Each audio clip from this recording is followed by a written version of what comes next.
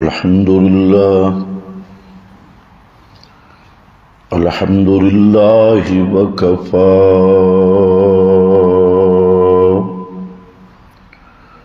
والصلاة والسلام على سيد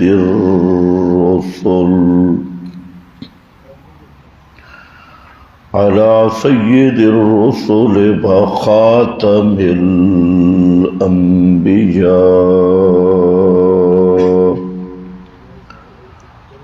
أما بعد فأعوذ بالله من الشيطان الرجيم بسم الله الرحمن الرحيم إنك ميت وإنهم ميتون سبحان ربك رب العزة عما يصفون وسلام على المرسلين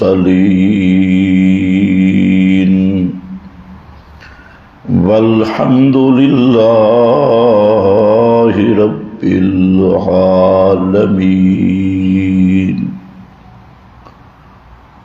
انتہائی قابل قدر بزرگوں اور بھائیوں، گزشتہ بیانات میں آپ حضرات کے سامنے وفات النبی صلی اللہ علیہ وسلم کے متعلقہ احوال آپ حضرات کے سامنے ذکر کیے گئے۔ وفات النبی بھی سیرت کا ایک حصہ ہے، کیونکہ سیرت کہتے ہیں حالت کو، تو نبی کریم صلی اللہ علیہ وسلم کی سیرت کے احوال میں سے ایک حالت آپ کی وفات اور وفات کے حالات ہیں۔ لیکن افسوس یہ ہے کہ اس موضوع پر بیان نہیں کیا جاتا۔ اکثر جلسے اور کانفرنسیں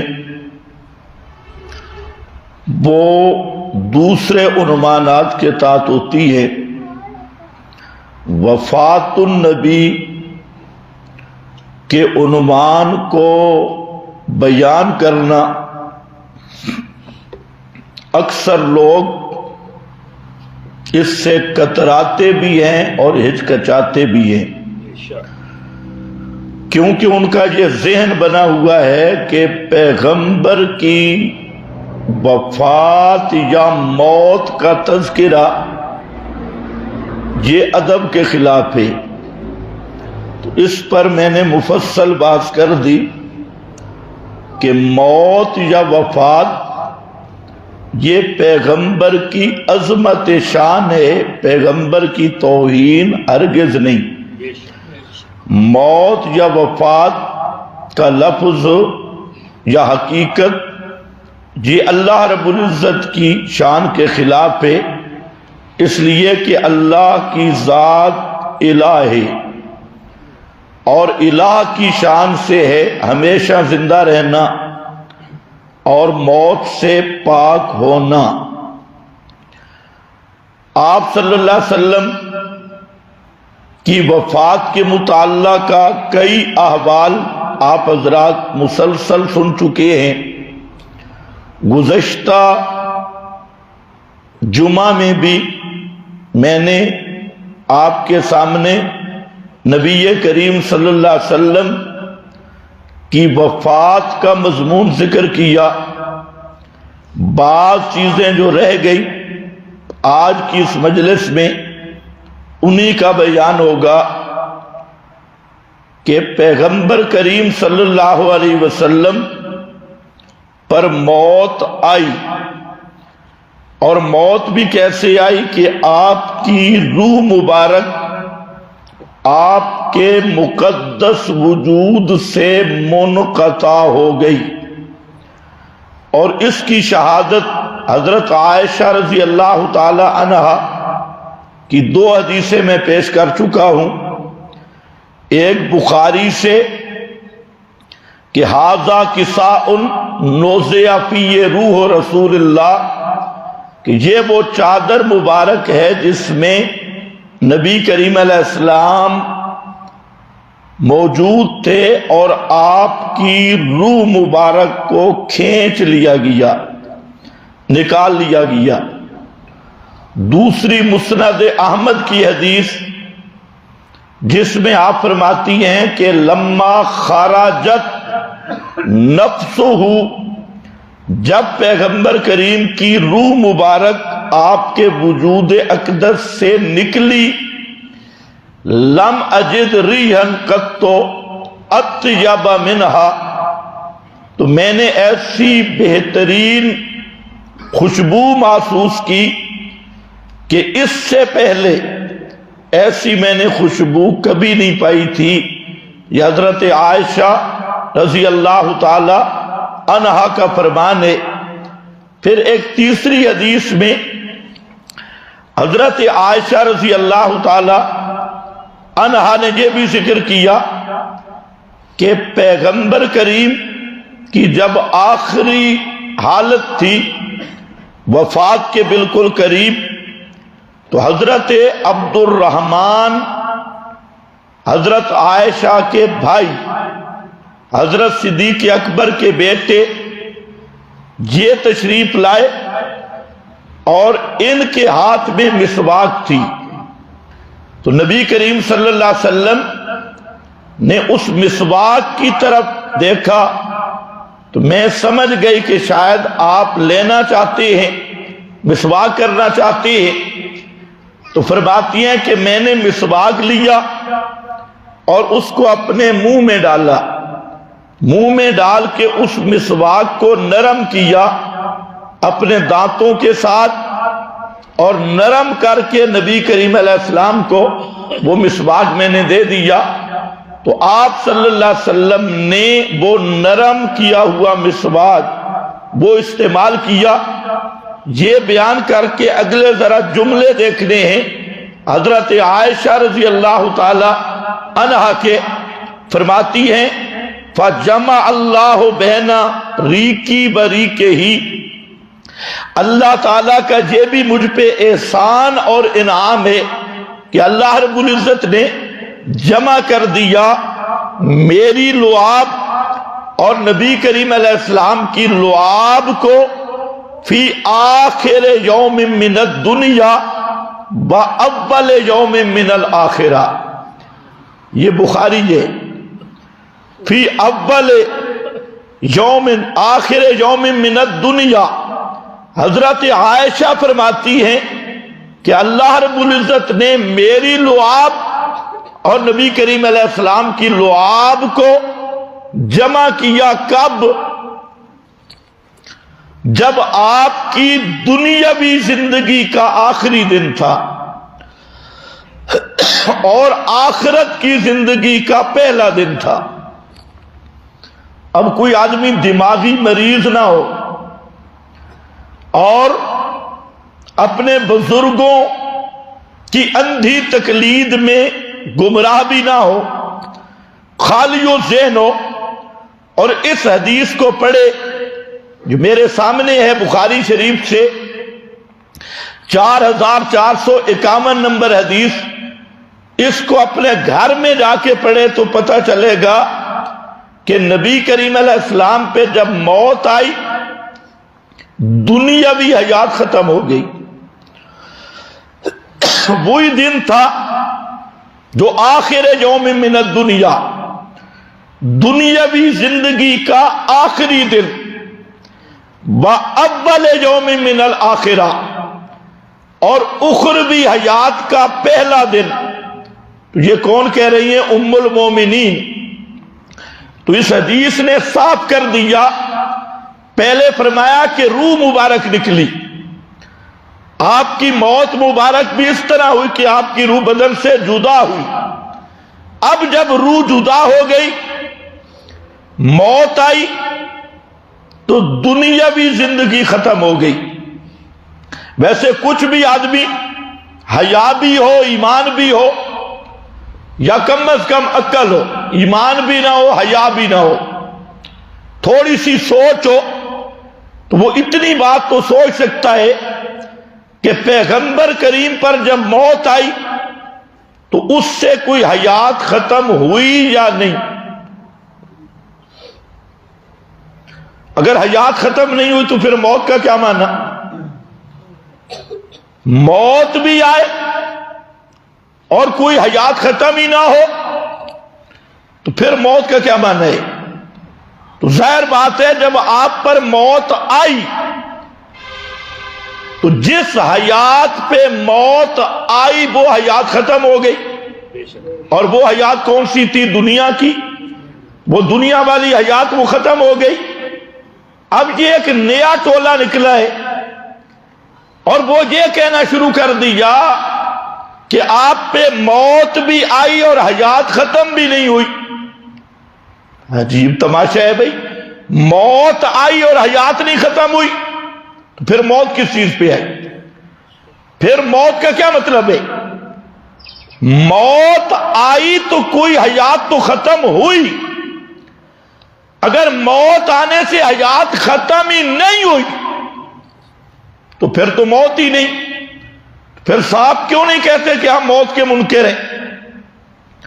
اگر موت مانو گے تو کسی حیات کا انقطاع ماننا ہوگا، حیات کا ختم ہونا ماننا ہوگا، اور ظاہر بات ہے وہ حیات کیا ہے جو موت سے ختم ہوئی؟ وہ دنیاوی حیات ہے۔ اور دنیاوی حیات کا کیا معنی؟ کہ روح کا بدن کے ساتھ تصرف والا تعلق ہو، چاہے دخول کی صورت ہو، چاہے جس طرح وہ کہتے ہیں، ہمارے نزدیک تو ہے دخول کی صورت کہ روح جسم والی حیات، روح کا جسم کے اندر ہونا، یہ حیات دنیاوی تھی۔ جب روح نکلی، موت آئی تو یہ حیات ختم ہو گئی، اور اسی کو حضرت عائشہ فرما رہی ہے کہ آخر یوم من الدنیا، یہ دنیاوی زندگی کا آخری دن تھا اور اخروی زندگی کا پہلا دن تھا۔ جب آپ پہ موت آئی تو حضرت عائشہ رضی اللہ تعالی عنہا اس کی تصریح کر رہی ہے کہ یہ دنیاوی حیات ختم ہو گئی اور اخروی حیات شروع ہو گئی۔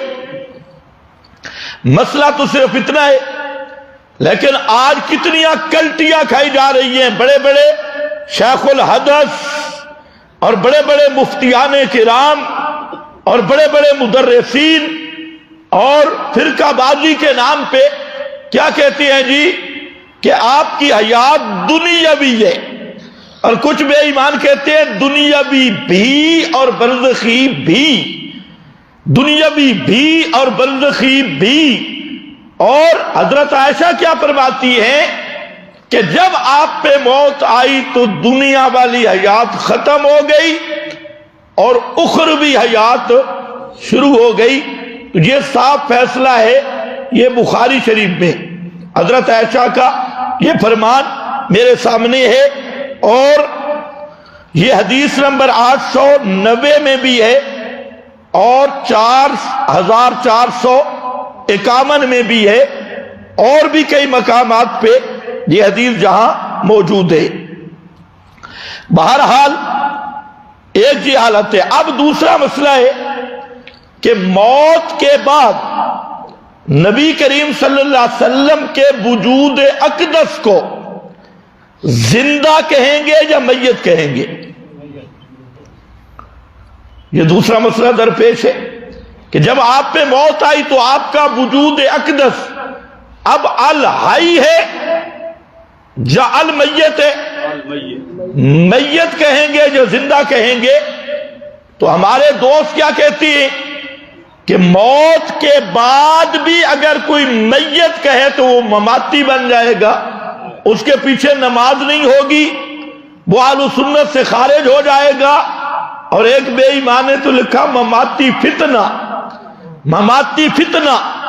وہ فتنہ کیا ہے؟ کہتے ہیں مماتی فتنہ شروع ہو گیا۔ تو اب یہ میں کہتا ہوں اگر یہ فتنہ ہے تو یہ فتنہ کہاں سے شروع ہوا؟ خود اللہ نے کیا فرمایا؟ اِنَّكَ مَيِّتٌ وَإِنَّهُمْ مَيِّتُونَ، میرے پیغمبر آپ بھی میت ہونے والے ہیں۔ اِنَّكَ مَيِّتٌ وَإِنَّهُمْ مَيِّتُونَ۔ تو اب ان عقل کے اندھوں کو دیکھنا چاہیے کہ اگر پیغمبر کریم کی موت ماننا اور موت کے بعد آپ کے وجود اقدس پر میت کے لفظ کا اطلاق کرنا یہ فتنہ ہے، تو پھر تو ماشاءاللہ یہ فتنہ تو قرآن سے آ رہا ہے۔ اب آپ اندازہ کریں اس کو فتنہ کہنے والا وہ کس درجے کا بے ایمان ہوگا اور کس درجے کا دجل کرنے والا ہے۔ تو اب ذرا دیکھنا ہے کہ صحابہ نے کیا سمجھا۔ آپ صلی اللہ علیہ وسلم کی وفات کے بعد آپ کو الحی کہا یا آپ کے وجود کو زندہ کہا یا میت کہا؟ تو اب یہاں میرے سامنے بخاری ہے اور یہ بخاری میں جان بوجھ کے پیش کر رہا ہوں، یہ حدیث کی سب کتابوں میں ہے، کیونکہ یہ ایسے نامراد ہیں کہ جب ان کے سامنے قرآن پیش کرو تو کیا کہتے ہیں؟ یہ حدیث کے منکر ہے، اور جب حدیث پیش کرو تو پھر کہتے ہیں یہ تو اکابر کے منکر ہے، اور جب اکابر پیش کرو تو پھر کہتے ہیں نہیں نہیں یہ اوپر اوپر سے اکابر کا نام لیتے، اندر بچو بچو نہیں مندے۔ بھئی اس کو کہو بے ایمانہ تجھے بچو بچو کا کس نے بتایا نہیں منتے؟ بچو بچو نہیں مندے، یہ بچو بچو تینوں کس دسیا؟ تو آپ ہی بچو بچو بے ایمان ہے، بچو بچو نہیں مندے، تو بارو بارو تا منوانا۔ تو بچو بچو جڑا نا اندر کا معاملہ وہ تو اللہ ہی جانتا ہے کہ کون مانتا ہے کون نہیں مانتا۔ تو اب یہاں دیکھنا ہے حضرت صدیق اکبر رضی اللہ تعالیٰ عنہ یہ تشریف لاتی ہے۔ اس پہ بہت ساری احادیث ہے، تو چونکہ پہلے بھی 2-3 جمعے ہو گئے، مضمون بہت لمبا ہو گیا، تو کچھ حصہ آج اس کو اختتام کی طرف لانا ہے۔ تو میں عرض کر رہا تھا کہ حضرت صدیق اکبر رضی اللہ تعالیٰ عنہ تشریف لائے۔ یہ بخاری کی 4453 نمبر حدیث ہے کہ آپ آئے حضرت عائشہ کے حجرہ میں، فَكَشَفَ عَن وَجْهِهِ، نبی کریم علیہ السلام کے پورے وجود پہ چادر ڈلی ہوئی تھی۔ حضرت صدیق اکبر نے آپ کے چہرہ انور سے چادر اتاری، ثم اس کے بعد اکب علی، حضرت صدیق اکبر آپ کے چہرے کی طرف نیچے ہوئے، فقبلہ، اور اللہ کے محبوب کے دونوں آنکھوں کے درمیان ماتھے پر فقبلہ بوسہ دیا، تقبیل کی۔ اور دوسری حدیث میں ہے اور جہاں پر بھی وبکا، جب حضرت صدیق اکبر نے نبی کریم علیہ السلام کے ماتھے پہ بوسہ دیا، بکا، تو حضرت صدیق کے آنسو وہ پیغمبر کے چہرے انور پر گرے اور حضرت صدیق اکبر روئے، بکا، روئے۔ آج کا یہ میلادی ملا یہ تو کہتے ہیں کہ آپ کی وفات ہوئی نہیں۔ اس سے جب پوچھا جاتا ہے کہ بے ایمانوں کچھ تو حیا کرو، کہ نواسے کی وفات پہ پورا مہینہ ماتم اور نانے کی وفات پہ پورا مہینہ جشن، تو کہتے ہیں وفات ہوئی نہیں، ہمیں تو مرنے کا افسوس اس لیے نہیں کہ یہاں پر موت نہیں آئی۔ اور جہاں ابو بکر صدیق ہے، فقبلہ وبکا، بوسہ دیا اور صدیق اکبر روئے۔ فبقا ثم قال، اس کے بعد فرمایا بے ابی انت و امی، میرے ماں باپ آپ پہ قربان ہوں، بے ابی انت و امی واللہ لا یجمع اللہ علیک موتتین، اللہ کی قسم اللہ تجھ پر دو موتیں جمع نہیں کرے گا، دو موتیں جمع نہیں کرے گا۔ دو موتیں کون سی؟ یہاں پر بعض اہل بدعت ایک جھوٹ بولتی ہے، وہ کہتے ہیں جب مردے کو دفن کرو نا تو روح واپس آ جاتی ہے، فرشتے سوال و جواب کرتے ہیں پھر روح نکل جاتی ہے۔ عام مردوں کی روح نکل جاتی ہے، اور جو انبیاء کی روح آتی ہے سوال و جواب کے لیے پھر وہ نکلتی نہیں، وجود کے اندر رہ جاتی ہے۔ تو صدیق اکبر یہی کہہ رہے تھے کہ اللہ دو موتیں آپ پہ جمع نہیں کرے گا، یعنی باقی مردے قبر میں مر جاتے ہیں اور آپ قبر میں زندہ رہیں گے۔ یہ ہے بدعتیوں کا معنی، اہل بدعت کا۔ حالانکہ یہاں پر بھی دماغی مسئلہ ہے، ان سے پوچھو کہ قبر میں زندہ ہوں گے سارے مردے؟ کیوں؟ یہ سوال و جواب کے لیے۔ اچھا سوال جواب بغیر روح آئے نہیں ہو سکتا، اور پھر کہتے ہیں ہر ایک کی روح نکل جاتی ہے، تو اب سوال ہے تو پھر عذاب و ثواب تمہارے عقیدے کے مطابق کیسے ہوگا؟ تمہارے عقیدے کے مطابق سوال و جواب بغیر روح کے نہیں، تو پھر تم کہتے ہو روح نکل گئی۔ یہ بھی ایک بدعتیوں کا فرقہ ہے، نکل گئی تو پھر سوال وہی آئے گا کہ عذاب و ثواب کیسے بغیر روح کے، تو پھر عذاب و ثواب کے تو تم منکر ہو۔ ایک دوسرا یہ بات ذہن میں رکھ لو، قبر کے اندر روح کا آنا قرآن کی نصوص قطعیہ اور احادیث مشہورہ متواترہ کے خلاف ہے۔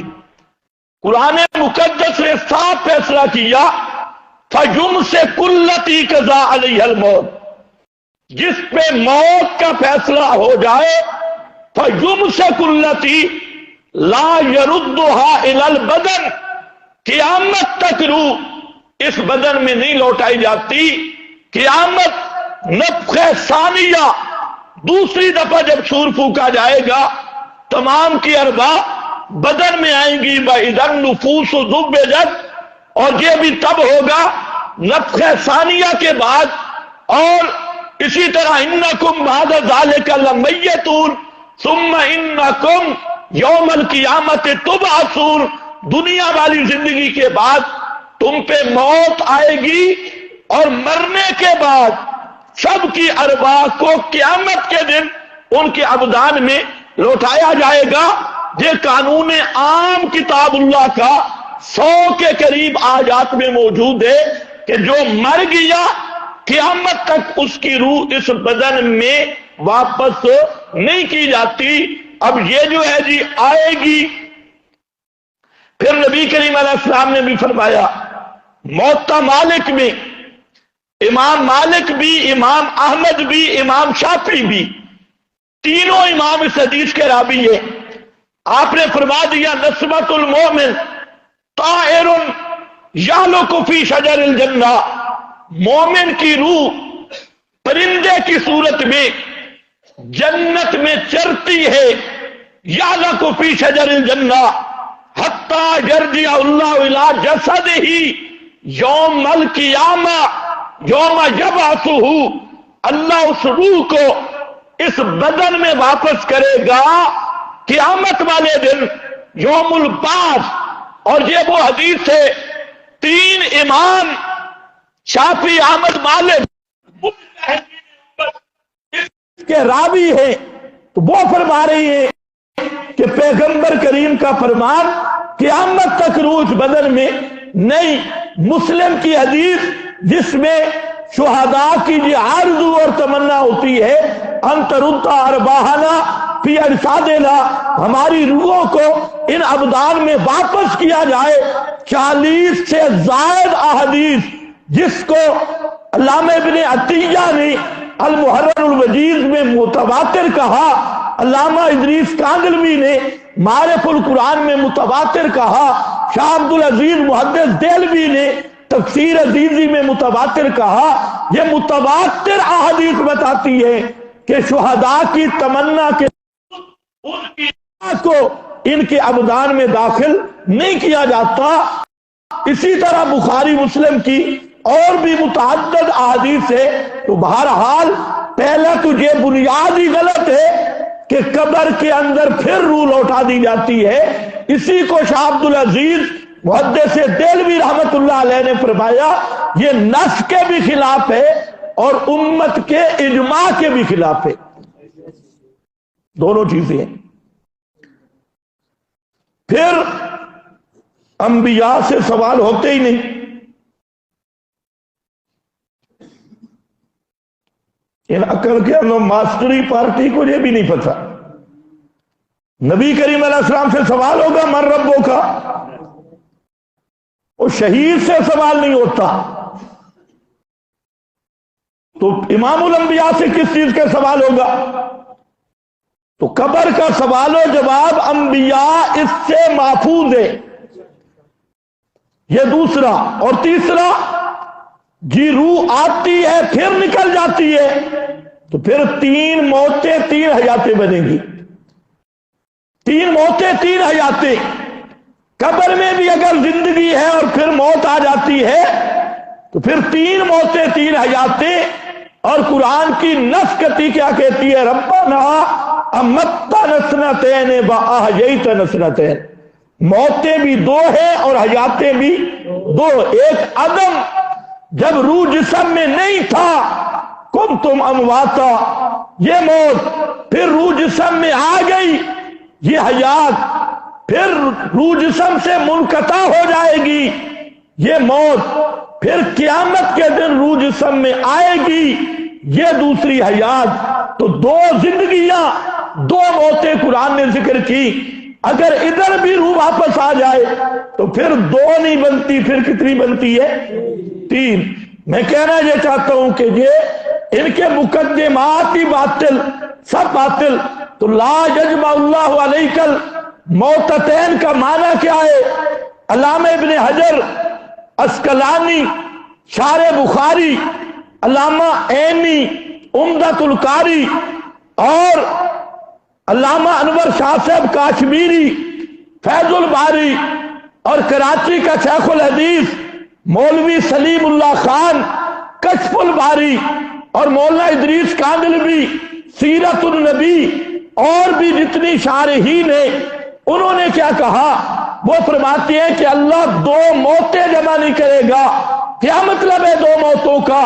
کہ حضرت فاروق اعظم رضی اللہ تعالیٰ عنہ باہر جو کہہ رہے تھے کہ اگر پیغمبر کریم پہ موت نہیں آئی، غشی کی حالت ہے، آپ اٹھیں گے اور منافقین کے ہاتھ پاؤں کاٹیں گے۔ حضرت صدیق فاروق اعظم کے یہ کلمات سن کے آ رہے تھے، تو وہی ان کے ذہن میں تھے، جہاں پر ردن لقول عمر، حضرت صدیق نے حضرت عمر کی اس بات کی تردید کرتے ہوئے فرمایا، جب دیکھا کہ آپ پر موت آ گئی تو حضرت صدیق نے فرمایا اللہ آپ پہ 2 موتیں جمع نہیں کرے گا۔ یعنی کیا مطلب؟ کہ حضرت عمر جو کہہ رہے ہیں کہ ایک دفعہ اٹھیں گے، اگر اٹھیں گے تو پھر دوبارہ موت آئے گی، تو ایسی بات نہیں۔ آگے جو لفظ ہے وہ مولوی بیان نہیں کرتے، وہ بھی سن لو۔ امل موتۃ التی کتبت علیک فقد متھا، جو موت اللہ نے لکھ دی تھی آپ کے حق میں، فقد متھا، وہ موت آ چکی ہے، اب قیامت تک نہ روح بدن میں آئے گی اور نہ دوسری موت آئے گی۔ کتنا سامان ہے۔ اور جن حضرات کا میں نے نام لیا یہ سب کہتے ہیں احسن الوجوہ، اصل معنی ہے یہ، بعض نے اس کے کچھ اور معنی بھی کر دیے۔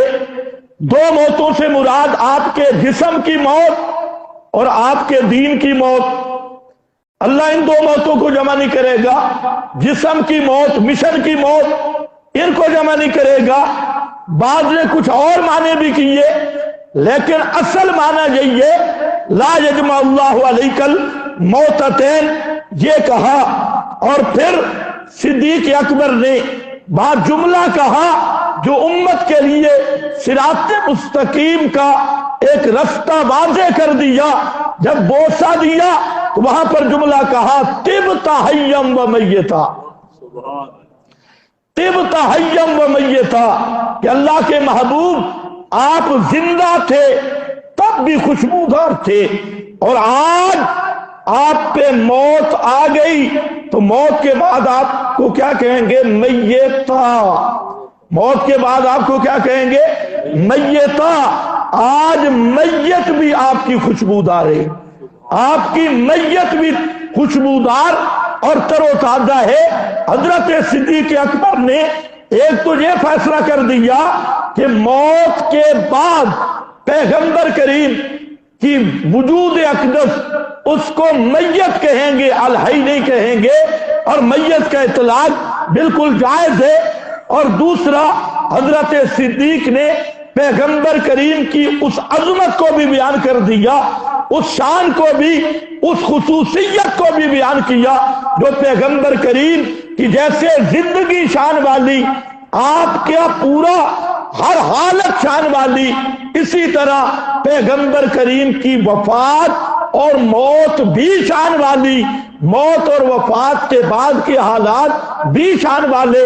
آپ دیکھ لیں کوئی مردہ بھی ہو جس پہ موت ہے، مرا ہوا آدمی، کچھ لمحات گزرنے کے بعد اس کی میت سے بدبو اور سمائل شروع ہوتی ہے، پہلے کم ہوتی ہے پھر بڑھ جاتی ہے۔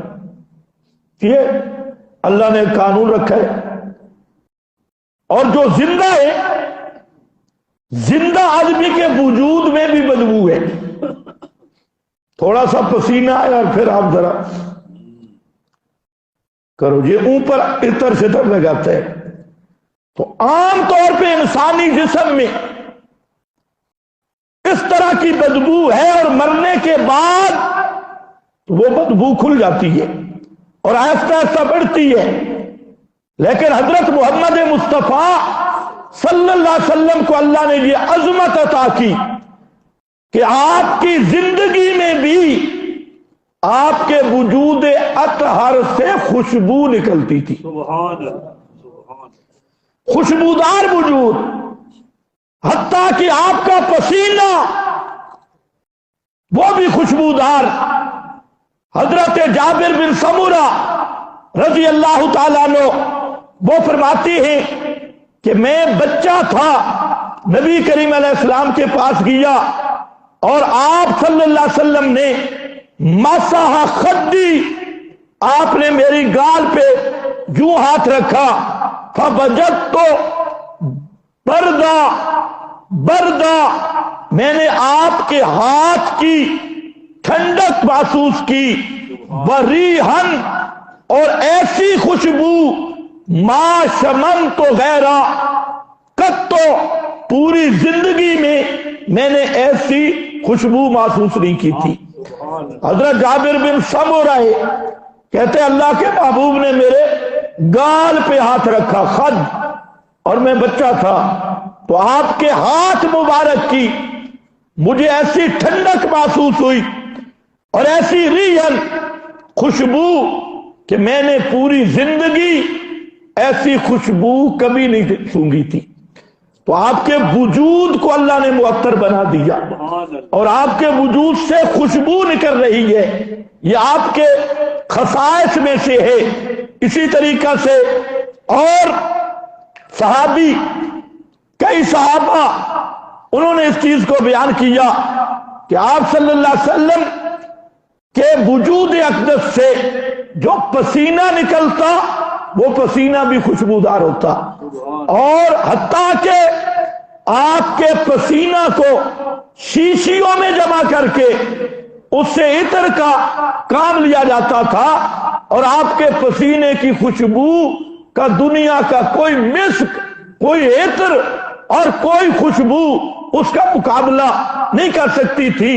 تو آپ کا وجود زندگی میں بھی خوشبودار، اور دوسری شان میتا۔ صدیق اکبر کہتے ہیں کہ اللہ کے محبوب جس طرح دنیا میں حالت حیات میں آپ کا وجود اقدس خوشبودار تھا، معطر تھا، آج موت کے بعد بھی آپ کا وجود اطہر اسی طرح خوشبودار ہے اور اسی طرح معطر اور پاکیزہ ہے۔ طیبہ طبت حیا و میتا، اور یہ وہی ہے یا ایتھا النفس المطمئنہ، یہ وہی ہے الذین تتوفاہم الملائکۃ الطیبین، طبت حیا و میتا۔ ایک دوسری شہادت تو میں عرض کرنا چاہتا ہوں، موت کے بعد آپ کے وجود اقدس کو کیا کہیں گے؟ میت یا زندہ؟ کس نے میت کہا؟ ابو بکر صدیق رضی اللہ تعالیٰ عنہ۔ یہ بخاری ہے، اور ابن ماجہ اٹھا، وہاں پہ حضرت علی المرتضی رضی اللہ تعالیٰ عنہ۔ حضرت علی وہ ہیں جنہوں نے نبی کریم علیہ السلام کو غسل دیا، آپ صلی اللہ علیہ وسلم کے وجود کو غسل دیا۔ جو مردوں اور میتوں کو نہلانے والے ہیں وہ اس بات کو سمجھ سکتے ہیں، اگر عام انسان کی میت ہو اور جب غسل دیا جاتا ہے تو اس سے کئی قسم کی گندگیاں، کئی قسم کی بدبودار اور سمیل کی چیزیں وہ اس کا ظہور ہوتا ہے، لیکن حضرت علی نے جب غسل دیا فرمایا طبت حیا و میتا، اللہ کے محبوب آپ دنیا میں جیسے خوشبودار تھے آج میت ہو گئے اسی طرح خوشبودار، اسی طرح معطر ہو۔ یہ دوسری گواہی ہے کس کی؟ حضرت علی المرتضی کی۔ دونوں چیزوں کی گواہی، موت کے بعد ہے میت لیکن عام میتوں کی طرح نہیں، آپ کی میت کی شان جدا ہے، آپ کے میت کا درجہ جدا ہے، آپ کے میت کی عظمت جدا ہے، ہر میت میں بدبو ہے، لیکن حضرت محمد مصطفیٰ کی میت میں بھی وہ خوشبو ہے جس کی جنت کے مسک بھی مقابلہ نہیں کر سکتے۔ طبت حیا و میتا، کہ حضرت علی المرتضی۔ اب لگاؤ فتویٰ تھے مماتی، وہ صدیق اکبر ہے۔ حضرت عائشہ رضی اللہ تعالیٰ عنہ، حضرت عبداللہ ابن عباس، یہ ابن عباس میرے نبی کا کزن ہے، اور یہ وہ ہے جن کے لیے آپ نے تہجد کے وقت دعا کی، اور دعا کیا کی؟ اللہم علمہ التاویل، اللہ اس بچے کو قرآن کا مفسر بنا دے۔ سب سے بڑی دعا ہے، اس کو قرآن کی سمجھ دے دے، اس کو قرآن کا مفسر بنا دے۔ علمہ التاویل، دنیا گواہ ہے کہ حضرت عبداللہ ابن عباس سے بڑا مفسر ابو بکر، عمر، عثمان، علی کے بعد سب سے بڑا مفسر حضرت عبداللہ ابن عباس یہ تھے، اور ساری دنیا نے ان کی اس تفسیر کو مانا اور قرآن مقدس کی خدمت کی۔ تو بہرحال عبداللہ ابن عباس اور حضرت عائشہ صدیقہ، جو حضرت عائشہ صدیقہ سیدہ کائنات میں اس کی مثال نہیں، انبیاء کی ازواج میں سب سے افضل سیدۃ النساء حضرت عائشہ صدیقہ رضی اللہ تعالی عنہا وہ ہے۔ دونوں کہتے ہیں، ذرا لفظ سننا، ان ابا بکر قبل النبی وہو میت، ابو بکر صدیق نے نبی کریم علیہ السلام کو بوسہ دیا، وہو میت، اس حال میں کہ پیغمبر کریم کیا تھے؟ میت، کیا تھے؟ میتن کا کیا معنی؟ آپ میت تھے، تو میت کون کہہ رہے ہیں؟ حضرت عبداللہ ابن عباس، حضرت عائشہ صدیقہ، وہ کہہ رہے ہو میتن۔ اور جہاں بخاری میں امام بخاری رحمت اللہ علیہ نے ایک چیپٹر دیا، عنوان دیا، اور عنوان یہ ہے باب الدخول علی المیت، میت کے پاس آنا۔ ایک آدمی میت ہو جائے تو اس کی میت کے پاس آنا جائز ہے۔ کیا دلیل ہے؟ امام بخاری کہتے ہیں دلیل یہ ہے کہ حضرت ابو بکر صدیق نبی کریم علیہ السلام کی میت کے پاس آئے بھی اور بوسہ بھی دیا۔ امام بخاری کیا کہہ رہے ہیں؟ اگر آپ موت کے بعد میت نہیں تو یہ امام بخاری کا عنوان ہی غلط ہے۔ تو میت کے پاس آنے کا باب ہے، آگے یہی حدیث پیش کی۔ پھر امام ابو داؤد، امام ترمذی نے ایک عنوان قائم کیا، باب الاضحیۃ عن المیت، کہ زندہ آدمی میت کی طرف سے قربانی کر سکتا ہے، میت کی طرف سے قربانی کر سکتا ہے۔ باب الاضحیۃ عن المیت، یہ ابو داؤد ہے، ترمذی ہے، چھ ستہ کے محدثین۔ دلیل کیا ہے؟ فرمایا حضرت علی المرتضیٰ نے موت کے بعد پیغمبر کی طرف سے قربانی کی۔ معلوم ہوتا ہے میت کی طرف سے قربانی کرنا جائز ہے۔ امام ابو داؤد سے کوئی پوچھے تو مماتی کب سے بن گیا، امام ترمذی سے کوئی پوچھے باب الاضحیۃ عن المیت کیوں کہا، عن الحی کے؟ یہاں تو ہمارے یہاں ایسا ٹولہ مینکوں کا کھڑا ہوا ہے جو کہتے ہیں میت کہنی بے ادبی ہے، اور اتنے بڑے بڑے امام ابو داؤد، امام ترمذی، امام بخاری، یہ بڑے بڑے آئمہ یہ باب قائم کر رہے ہیں، اور موت کے بعد پیغمبر کریم کے وجود اقدس کو میت کہہ رہے ہیں، اور باب اور عنوان قائم کر کے مستقل چیپٹر قائم کر کے یہ بات کر رہے ہیں۔ لیکن حیرانی کی بات ہے، اب ذرا آؤ فقہا کیا کہتی ہے۔ ہمارے مدارس میں سب سے اہم اور مشکل کتاب فقہ کی جو پڑھائی جاتی ہے اس کا نام ہدایہ ہے، اور الحمدللہ ہدایہ 98% مدرسین کو بھی نہیں آتا۔ 98% جو مدرس پڑھاتے ہیں الحمدللہ پکا جھوٹ بولتی، اردو شروحات دیکھ کر۔ ہدایہ انتہائی مدقق بھی ہے، محقق بھی ہے، اور آج سے صدیوں پہلے گزرا۔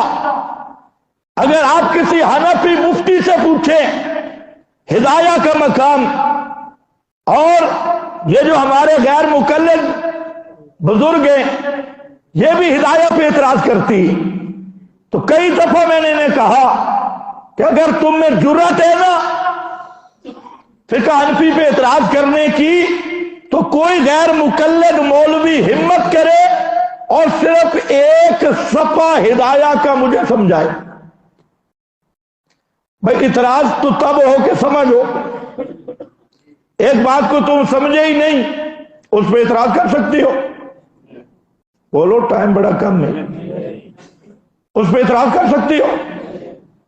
اور دنیا میں کوئی غیر مقلد مولوی وہ ہدایہ کا صرف ایک صفحہ سمجھا دے کہ یہاں صاحب ہدایہ کیا کہنا چاہتی ہے، اور وہ صفحہ ہمیں اختیار دے تو ہم انگلی رکھ دیں گے، اور نہیں تو خود وہ انگلی رکھ دے کہ یہ صفحہ میں سمجھاؤں گا۔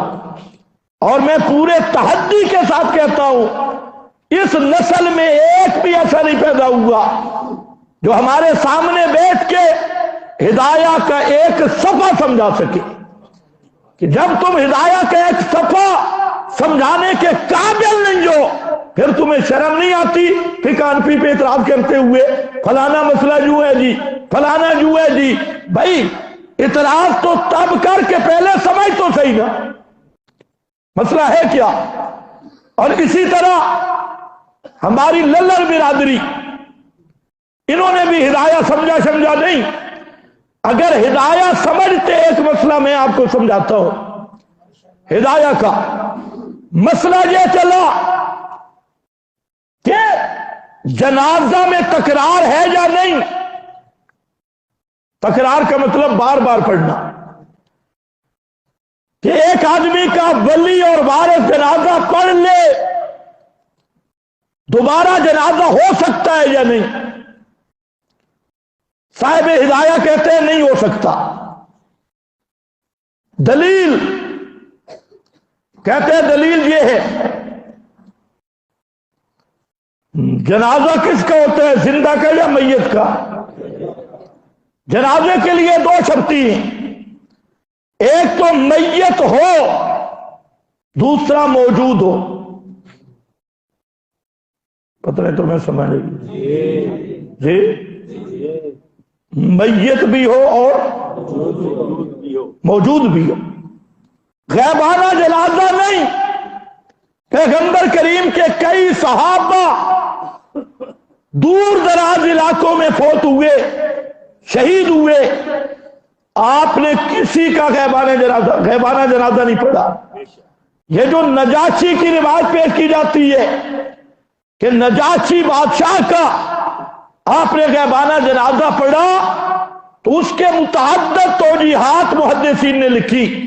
ان میں ایک یہ بھی ہے کہ درمیان کے پردے ہٹا دیے گئے اور نجاشی کی میت پیغمبر کے سامنے کر دی گئی، تو ہمارے اعتبار سے وہ غیبانہ جنازہ تھا۔ پیغمبر کریم کے سامنے نجاشی کی میت کر دی گئی، تو اس لحاظ سے وہ بھی غیبانہ جنازہ نہیں۔ اور اگر مان بھی لیا جائے تو اس کو کہتے ہیں واقعہ تو حال لا عموم لہا، ایک آدھ جزئی واقعہ جو ہو اس سے دین نہیں بنتا، اس سے سنت نہیں بنتی۔ آپ نے بے شمار صحابہ جو بعد میں دور دراز علاقوں میں فوت ہوئے، کسی کا جنازہ نہیں پڑھا، غیبانہ جنازہ نہیں پڑھا۔ تو دو شرطیں، ہو بھی میت، زندہ کا بھی جنازہ، بولو زندہ کا بھی جنازہ اور غیر کا بھی جنازہ نہیں۔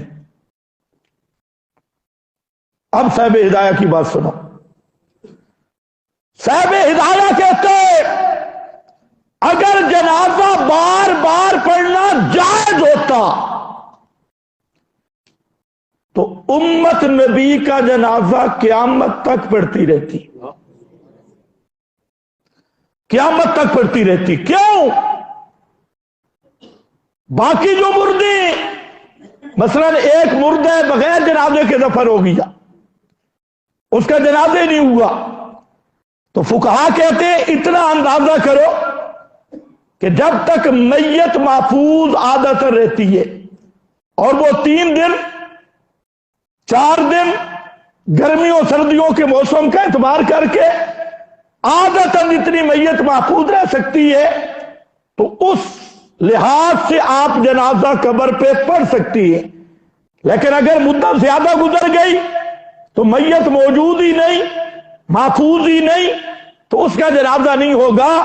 صاحب ہدایہ کہتے ہیں اے لوگو، ہوَل یوم کما بُذِیا، اللہ کے محبوب پیغمبر کا پاک وجود آج بھی قبر انور میں اسی طرح میت معطر موجود ہے، کما بُذِیا، جس طرح پہلے دن رکھا گیا تھا۔ الیوم کما بُذِیا، یہ ہدایہ ہے۔ آپ کی میت مبارک آج بھی قبر میں معطر بھی ہے، محفوظ بھی ہے۔ اگر جنازہ جائز ہوتا تو قیامت تک امت پیغمبر کا جنازہ پڑھتی رہتی۔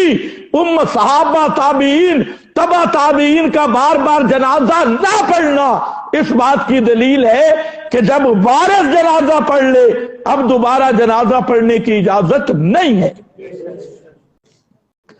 لیکن بات کیا کی صاحب ہدایہ نے کہ آج بھی پیغمبر کریم کی میت مبارک اسی طرح موجود ہے کما بوذیا.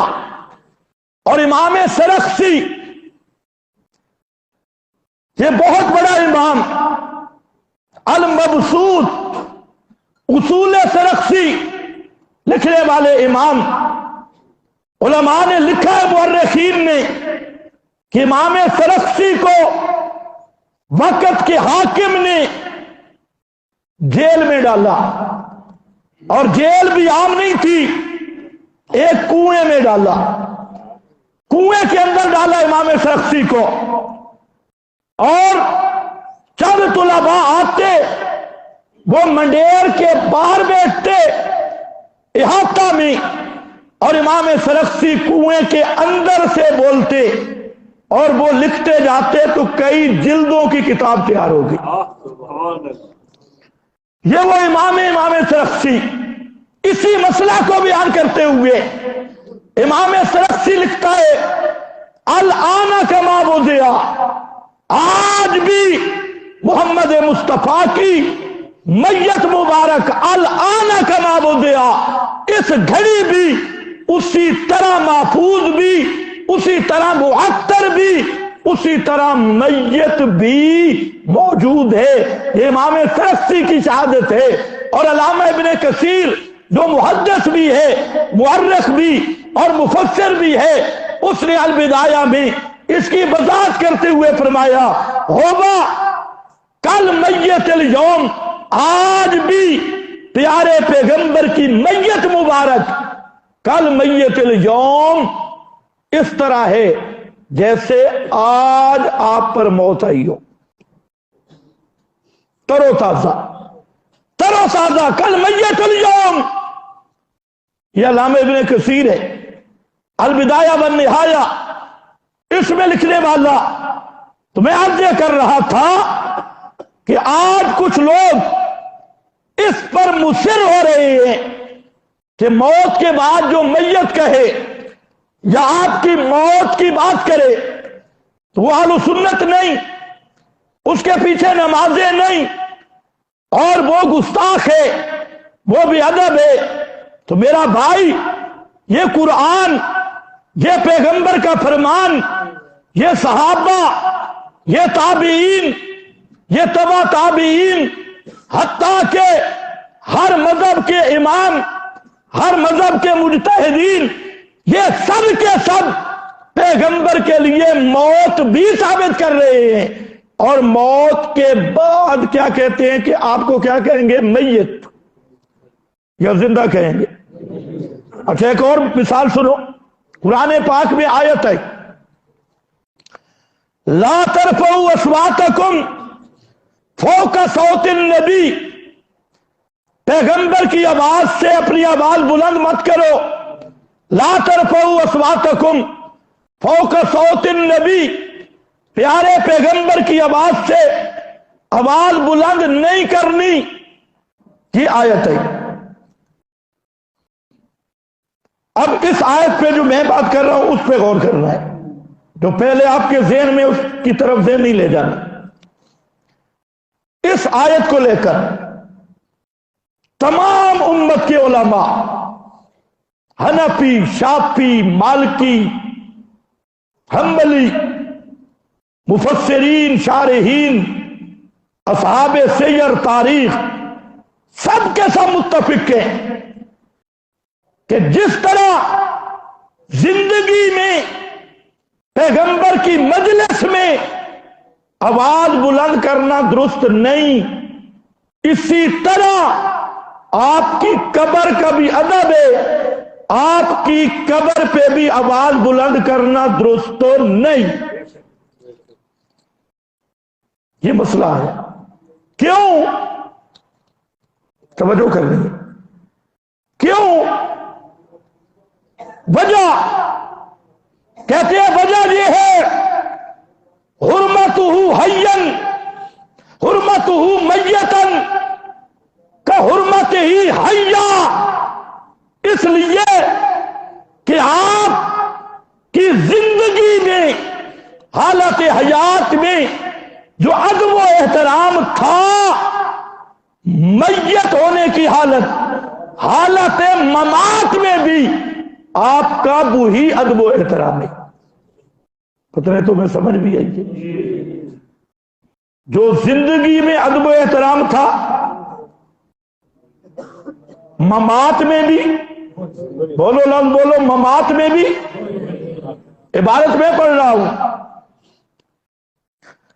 شفا ایجاز کی اٹھا، روح المعانی، حافظ ابن القیم کا نونیہ اور کتابیں اٹھا لے. لفظ کیا لکھا؟ حرمتہ میتن کحرمتہ حیا. آپ کی میت کا بھی وہی احترام ہے، وہی ادب و احترام جیسے زندگی میں آپ کا ادب و احترام تھا. میرا سوال یہ ہے، اگر ان محدثین، فقہا اور بڑے بڑے مجتہدین جو یہ جملہ لکھ رہے ہیں، ان کا یہ عقیدہ ہوتا کہ پیغمبر کریم تو موت کے بعد دنیاوی حیات سے زندہ ہے، پھر یہ عبارت لکھنے کا کیا مطلب تھا؟ پھر تو یہ کہتے اب بھی احترام اس لیے ہے کیونکہ آپ اب بھی دنیاوی حیات سے زندہ ہے. پھر یہ عبارت کیوں لائے؟ حرمتہ میتن کحرمتہ حیا. کیا آپ کی میت کا بھی وہی احترام جو زندگی میں تھا؟ یہ اس بات کی دلیل ہے کہ حنفی، شافعی، مالکی، حنبلی، اصحاب السیر، اصحاب التاریخ سب کے سب متفق ہیں کہ محمد مصطفیٰ پہ موت آئی اور موت کے بعد آپ کی دنیاوی حیات ختم ہو گئی اور اب حیات کس کی ہے؟ برزخ کی. اچھا ایک اور بات بھی سن لیں.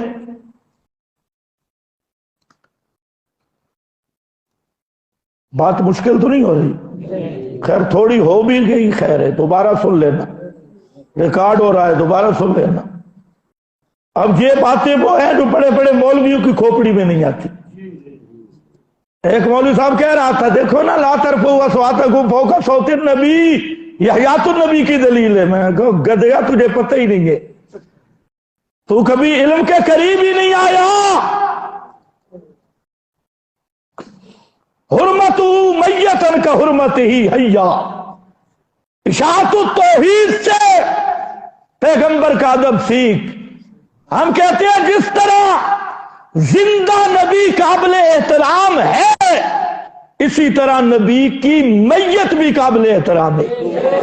جس طرح زندہ نبی کی مجلس وہ قابل احترام ہے، اسی طرح میت نبی کی قبر اور روزہ وہ بھی قابل احترام ہے، قابل ادب ہے. جو زندہ نبی کی مجلس کی توہین کرے وہ بھی کافر بے ایمان ہے، اور جو میت نبی کے قبر انور کی توہین کرے وہ بھی لعنتی اور مردود ہے. بات سمجھتے ہی نہیں. اچھا صحابی کس کو کہتی ہیں؟ موٹی موٹی گل. جو ادھر جملے میں ادھر جمعہ پڑھتے ہو وہ بولے صحابی کس کو کہتی ہے؟ اچھا تسی بھی پھنس گئے. یہ سب نہیں دیکھا عبداللہ ابن ام مکتوم نہیں دیکھا، جس نے ایمان کی حالت میں نبی پاک کو دیکھا ہو. میں نے کہا حضرت عبداللہ ابن ام مکتوم صحابی ہے، دیکھا نہیں ہے. پھر ہاں صحابی کس کو کہتی ہیں؟ رویا دیکھنا سیکھنا نہیں. یہی دھوکہ لگا اس جہنم کے باندر کو، جس کو اتنی بھی سمجھ نہیں آئی کہ صحابی کہتے کس کو ہیں. کہتے ہیں بعض صحابہ منافق تھے، دو ربے ایمان. جو صحابی ہے وہ منافق کیسے؟ جو منافق ہے وہ صحابی کیسے؟ لیکن اس گدھے کے گدھے کو اتنا بھی پتہ نہیں. کہتے ہیں بعض صحابہ منافق تھے، بعض صحابہ نے یہ کیا. وہ لفظ آ گیا نا اصحاب کا، تو اصحاب کا اس نے لغوی معنی لے لیا. اصحاب کا لفظ لغوی معنی کو اصطلاح پہ فٹ کیا. اور جو اتنا بڑا جاہل ہو جس کو لغوی معنی اصطلاحی معنی کا فرق ہی معلوم نہ ہو وہ بھی سوشل میڈیا پہ محقق علی الاطلاق ہے، لیکن ہے کاف کراچی والا کھرک المحقق۔ نبی کا لغوی معنی کیا ہے؟ بلند شان والا، بلند شان والا، بلند، بلکہ نبی کا لفظ نبوہ سے، نبوہ کہتے ہیں ٹیلا کو، زمین کی سطح، زمین سے اونچی جگہ۔ اب جہاں آپ ٹیلا دیکھیں گے اس کو نبی کہہ دیں گے، وہ لغت میں معنی ہے۔ اور اصطلاح میں معنی کہ وہ ہستی جس کو اللہ نبوت عطا کرے۔ نبوت ایک منصب ہے۔ اب ایک آدمی لغوی معنی لے لے، جب نبی نبا ان سے لے، نبا ان کا معنی عام خبر دینے والا، تو یہ سارے اخبار بیچنے والے اور یہ ٹی وی والے اور ان کو آپ نبی کہہ دیں گے کہ یہ خبریں دیتی ہیں، یہ جیل بھی باندر کی طرح کہ یہ بھی تو خبریں دیتے ہیں لہذا یہ بھی نبی ہے۔ اس جاہل کو یہ نہیں پتا ایک لغت میں معنی ہوتا ہے، ایک معنی اصطلاح میں ہوتا ہے۔ لغت میں معنی صاحب کا، سنگت والا، ساتھ والا۔ لغت میں معنی اہل کا، گھر والے۔ اب صرف ساتھ والے کا تو کوئی فضیلت نہیں، ساتھ والے تو نواز شریف کے ساتھ والے بھی ہیں، عمران خان کے ساتھ والے بھی ہیں، مریم نواز کے ساتھ والے بھی ہیں، فضل الرحمان کے ساتھ والے بھی ہیں، تو ساتھ والوں میں تو کوئی فضیلت نہیں۔ صاحب الفرس بھی ہے، صاحب الحمار بھی ہے، یہ لغوی معنی ہے۔ لیکن میرا بھائی جب آ گیا نا پیغمبر کی نسبت، صحابی سن کس کو کہتے ہیں؟ من لقی النبی بالایمان۔ صحابی وہ خوش نصیب انسان ہے جو ایمان کی حالت میں جس کو پیغمبر کی مجلس نصیب ہو گئی، ایمان کی حالت میں جس کو پیغمبر کی مجلس نصیب ہوئی۔ جب صحابی کا معنی یہ ہے ایمان کی حالت میں نبی کی مجلس نصیب ہونا، اب کوئی منافق کو صحابی کہے یا صحابی کو منافق کہے تو اس خنزیر کے نطفے سے بڑا جاہل کائنات میں کوئی نہیں کہے۔ جب من لقی النبی بالایمان کی قید لگی ہے، پھر منافق صحابی کیسے بن سکتا ہے؟ صحابی منافق کیسے بن سکتا ہے؟ تو یہ ہے وہ گدھا، اور اسی نمونے کے گدھے صحابہ پہ اعتراض کرنے والے صحابی کی تعریف نہیں سمجھتے۔ اچھا، جو مجلس سے پیغمبر نصیب ہو کس حالت میں؟ ایمان کی حالت میں۔ ایک سوال ہوگا سب محدثین پہ، فتح الباری اٹھاؤ ابن حجر کی، اور اصحاب النبی کا جہاں چیپٹر شروع ہے بخاری کا، وہاں پر ابن حجر نے تمہید لکھی، شارح بخاری نے۔ بعض لوگوں نے کہہ دیا پیغمبر کریم کی وفات سوموار والے دن ہوئی اور آپ کا دفن چند دن بعد ہوا۔ اب اس درمیان میں کچھ لوگ آئے، اگر کوئی آئے اور پیغمبر کریم کی میت مبارک کو دیکھے بھی صحیح، جہاں آپ کی میت مبارک رکھی ہے وہاں آئے بھی صحیح، وہ صحابی بنے گا یا نہیں؟ ایک سوال تھا، آپ میری بات سمجھ گئے؟ ایک سوال ہوا محدثین پر کہ یہ جو درمیان کی حالت ہے اس میں اگر کوئی آپ کی میت مبارک کے پاس آئے وہ صحابی بنے گا؟ محدثین کہتے ہیں نہیں، صحابی نہیں بنے گا۔ کیوں؟ اس لیے کہ آپ کی میت کے پاس آنا اور ہے اور آپ کے پاس آنا اور ہے۔ سبحان اللہ۔ آپ کی میت کے پاس آنا اور ہے، آپ کی میت یا قبر پہ آنا یہ آپ کی مجلس سے نہیں۔ کیوں؟ کہ آپ دنیا میں ہیں ہی نہیں۔ اب جو جائے گا وہ آپ کی قبر پہ جائے گا، قبر پہ جانا اور ہے، پیغمبر کے پاس جانا اور ہے۔ اب وقت ختم ہے، نہیں تو میں یہاں ایک بات عرض کرتا، جیل मुहर्रिफीन जो आजकल लगे हैं बलो अन्नहुम इज़ ज़लमू अनफुसहुम जाऊका, ए मुनाफिक, ए बेईमान, केड़े होम ज़मीर दा मर्जे, बलो अन्नहुम इज़ ज़लमू, अगर ए मुनाफिक, ये बेईमान अपनी जानों पे जुल्म कर बैठे, फिर आपके पास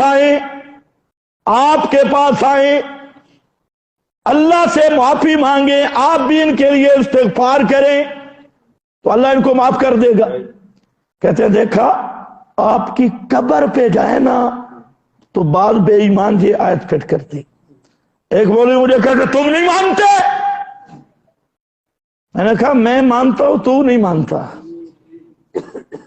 आधी मानेगा, पूरी मानेगा। कहते पूरी, मैंने कहा 7 वाली भी पढ़। फला वरब्बिका ला युमिनून हत्ता युहक्किमूका, अगर जाऊ का ये माना है कि आपकी कब्र पे जाके सिफारिशें करवा, तो फिर युहक्किमूका ये माना है कि कोई मुफ्ती बने और शरीफ फैसले करे, तेरे मजहब के जितने मुफ्ती हैं वो सब काफिर बेईमान है, क्योंकि फला वरब्बिका ला युमिनूना हत्ता युहक्किमूका, कुरान ने फतवा दिया, तेरे रब की कसम ये पक्के बेईमान है जब तक मसला तुझसे हल न करवाए। फैसला किससे करवाना होगा? युहक्किमूका, सारे बोलो युहक्किमूका, फैसला नबी से करवाना होगा। कि मुफ्ती शैब के पास जो गया, एक मुफ्ती के पास एक गया, हजरत उमर ने उसकी गर्दन उतार दी। पैगंबर की हयात में वो दूसरे मुफ्ती आजम के पास चला गया, यहूदी के पास, नहीं याद, हजरत उमर ने उसकी गर्दन उतार दी, ये माना है। मैंने कहा मौलवी जी, जाऊ का अब भी हुक्म बाकी है ना, फिर युहक्किमूका का अब भी हुक्म बाकी है, फिर तुम्हारे तबके में एक भी इंसान का बच्चा मुसलमान नहीं है, और काफिर भी है, मनसूस काफिर। फला वरब्बिका ला युमिनू हत्ता युहक्किमूका, कहते हैं नहीं, ये आयत तो आपकी जिंदगी के साथ खास है। मैंने कहा ओ जाऊ का लिखी थे, ये कहते जी मारिफुल कुरान में लिखा है। मैं कहा वाह, बढ़िया आसमानी किताब है। मारिफुल कुरान में 200 से ज्यादा झूठ लिखे और जबरदस्त झूठ है। सरी अकाबिरीन मुफस्सिरीन अहले सुन्नत के खिलाफ। तो अब मारिफुल कुरान में जो चीज आ गई वो आसमानी बन गई। मुझे पता है अब भी कई मौलवियों के पेट खराब होंगे, लेकिन हमें भी अल्लाह ताला ने वो दिल दे दिया कि जितना मुशरिक मुल्हिद तड़पे हम उतना खुश होती, जितना तड़प लो। मारिफुल कुरान ये कोई आसमानी किताब नहीं, और मारिफुल कुरान ये हमारे लिए कोई हुज्जत नहीं, हमारे लिए हुज्जत रब का कुरान है। मारिफुल कुरान में 200 से ज्यादा अकाज़ीबें, दानिस्ता या ना दानिस्ता, हम उस नजर रखते हैं कि मुफ्ती साहब को शायद उसका लिहाज नहीं रहा, लेकिन पिछलों से गुजारिश है कि आप मेहरबानी करें, और अगर आपको समझ ना आए तो मैं इंशाअल्लाह रिसाला लिख चुका हूं, वो शायद भी हो जाएगा, उससे रुजू कर लो। अराबी आ गया, किधरू अराबी आ गया जी, मारिफुल कुरान में लिखा है जी, अराबी आ गया कब्र अनवर पर, उसने आयत पढ़ी, और साथ जो है ना मौलाना साहब वो रोते भी हैं, शेर भी पढ़ते। पता नहीं बेईमानों को झूठ पे रोना कैसे आ जाता है। पहले मैं हैरान था, मैं खुद पता है मैं झूठ बोल रही, मैं बड़ा परेशान, भाई ये रोते कैसे, झूठ बोलते हैं और रोते भी है। फिर मैंने देखा भाई शियों के जाकिर भी तो उसी तरह करते, वो भी रोते भी है, झूठ भी बोलते। अब नेट पे एक सर्च में मुझे पता चल गया कि रोने की भी एक ट्रेनिंग है। اللہ جانے آپ میں کوئی ڈاکٹر بیٹھا ہو، ایکسرسائز کی جاتی ہے، رونے کی ایک ٹریننگ ہے پوری، اور وہ ایسی ٹریننگ ہے کہ ہنستے ہنستے آپ جس طرح چاہیں آنسو بھی آئیں گے، اور یہ پورے ٹریننگ یافتہ ہے رونے کے۔ وَلَوْ أَنَّهُمْ إِذْ ظَلَمُوا أَنفُسَهُمْ جَاءُوكَ، پیغمبر کے پاس جانا اور ہے، قبر پہ جانا، یہ تو سب فقہا نے لکھا۔ ایک آدمی قسم اٹھائے میں فلانے کے پاس نہیں جاؤں گا، مرنے کے بعد جو اس کی قبر پہ گیا قسم نہیں ٹوٹے گی، کیونکہ اب فلانا دنیا میں نہیں رہا، اس کی مجلس اب نصیب نہیں ہو سکتی۔ یہی وجہ ہے وہ بھول گئے۔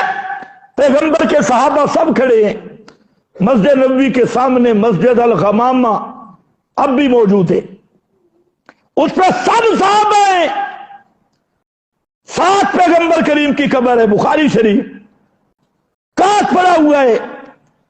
حضرت فاروق اعظم حضرت عباس کو منبر پہ بٹھاتی ہیں، اور وہاں جملہ دیکھنا، کہتے ہیں اللہم انا نتوسل الیک بنبیک، اللہ جب پیغمبر زندہ تھے تو ہم دعائیں تیرے نبی سے کرایا کرتے تھے، آج پیغمبر زندہ نہیں رہے، نتوسل بعم نبیک، آج پیغمبر کا چچا ہے، اس سے ہم دعا کروانا چاہتی ہیں، اللہ اس کی دعا قبول کر لے۔ تو حضرت عباس ممبر پہ کھڑے ہو کے دعا کر رہے ہیں، بارش کی، ابھی ممبر سے اترے نہیں تھے کہ موسلا دھار بارش شروع ہوگی۔ یہاں پر حافظ ابن القیم، ابن تیمیہ، بڑے بڑے ائمہ، علامہ ابن عبد الہادی یہاں پر کہتی ہیں مجھے ایک سوال کا جواب دو، اگر صحابہ کا یہ عقیدہ ہوتا کہ پیغمبر کریم قبر سے سنتے ہیں، سفارشیں کرتے ہیں، تو نبی کی قبر کو چھوڑ کر وہ حضرت عباس کے پاس جاتے دعا کروانے کے لیے۔ زندگی میں صحابہ پیغمبر سے دعا کرواتی ہیں، اور وفات کے بعد ایک صحابی بھی ایسا نہیں جس نے پیغمبر کریم کی قبر پہ جا کے دعا کروائی ہو، ایک بھی نہیں، تابعی نہیں، صحابی نہیں۔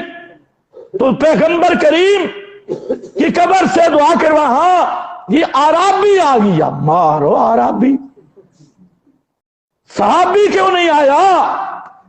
ابو بکر صدیق کیوں نہیں آئے؟ فاروق اعظم کیوں نہیں آئے؟ عثمان، علی، حضرت حسین کربلا میں جا رہے ہیں، پیغمبر کی قبر سے قبر پہ آ کے سفارشیں کیوں نہیں کرائیں، مشورے کیوں نہیں لیے؟ اور حضرت عثمان مدینہ میں بیٹھے ہیں اور محاصرے میں ہیں، باغیوں کا محاصرہ ہے، اور حضرت عثمان قبر کے پڑوس میں ہیں، آپ تو نہ سفارش کراتی ہیں اور نہ مشورہ کرتے ہیں۔ اور تعجب ان پہ نہیں، تعجب ان مولویوں پہ ہے کہ ایسے لوگ جو کہتے ہیں موت کے بعد ہم مشورے بھی کرتے ہیں، سفارشی بھی مانتے ہیں، عادتاً سننے کے قائل بھی ہیں، ایسے بے ایمانوں کو جو مسلمان کہتا ہے اور اسے مسلمان سمجھتا ہے، ان گدھوں پہ اور ان بے وقوفوں پہ تعجب ہوتا ہے۔ پتہ نہیں تمہیں سمجھ آئیے کہ بے شک ذرا مہنگا ہو گئی ہے۔ وَلَوْ أَنَّهُمْ إِذْ ظَلَمُوا جَاءُوكَ، جاؤ قبر آقا نہیں، جاؤکا، فرمایا صحابی نہیں بنے گا، او واپس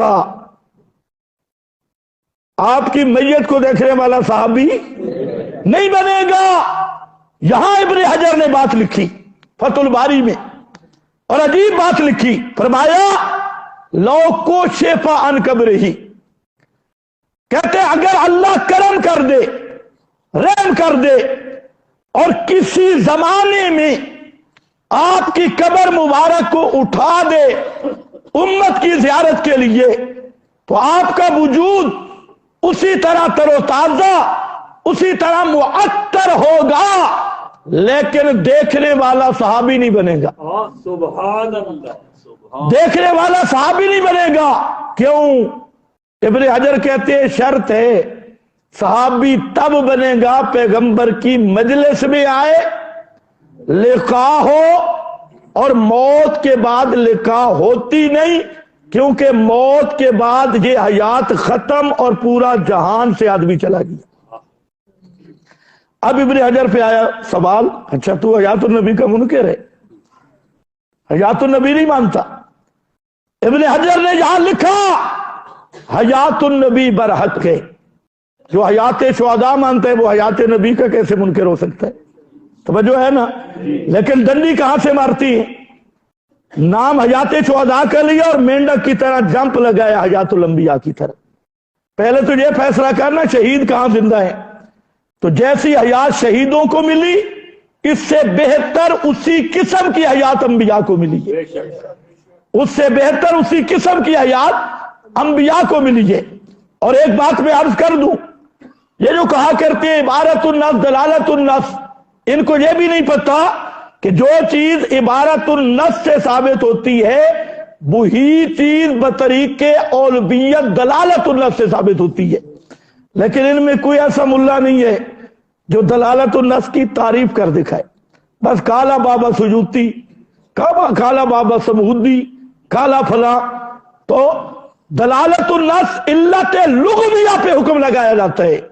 لیکن سوال یہ ہے لا تقولوا لمن یقتل، وہاں قتل علت ہے. جدار الحکم علی علت ہی، جہاں علت ہوگی تو حکم پایا جائے گا. آپ کے لیے اتنا کافی ہے، واپس آ جائے، صحابی نہیں بنے گا.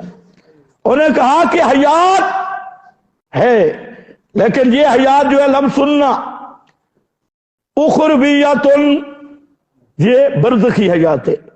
اگلا لفظ لا تشبہ ہذہ الحیات، یہ جو حیات ہے موت کے بعد والی، یہ دنیاوی بھی نہیں اور دنیا کیسی بھی نہیں. دنیاوی بھی نہیں اور دنیا کیسی بھی نہیں. لا تشبہ ہذہ الحیات، وہ حیات خالص برزخیہ، خالص اخرویہ حیات ہے. وہ دنیاوی بھی نہیں، دنیا جیسی بھی نہیں. تو اس عنوان پر میں نے بات کی کہ موت کا لفظ یہ نبی کی شان کے خلاف نہیں.